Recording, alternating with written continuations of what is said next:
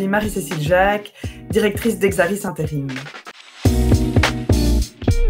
Par exemple, retirer la casquette, retirer les écouteurs dans les oreilles, ça c'est classique. En général, quand ils viennent se présenter chez nous, c'est vraiment les premiers conseils qu'on peut leur donner. S'habiller dans une tenue confortable mais appropriée au job pour lequel ils postulent.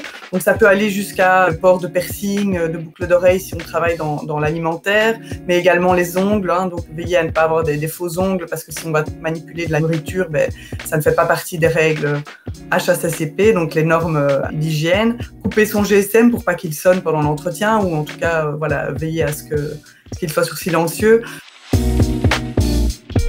Pour les métiers infraqualifiés, l'employeur va pouvoir apprendre des compétences techniques sur le terrain aux jeunes, donc par exemple comment utiliser une caisse dans un supermarché. Par contre, le sourire, l'attitude, la motivation, c'est quelque chose qui s'apprend pas. Donc c'est vraiment nous là-dessus qu'on va essayer de coacher le jeune pour qu'il puisse mettre en avant cette motivation qu'il a en lui. C'est sûr que c'est compliqué de mettre des choses sur ce CV, c'est pour ça que souvent ce CV est très peu étoffé et c'est pour ça que le sourire et l'attitude, la motivation est vraiment importante. Ça ne s'écrit pas, mais si on va se présenter physiquement chez un employeur, eh bien c'est là qu'on peut mettre en avant justement sa personnalité.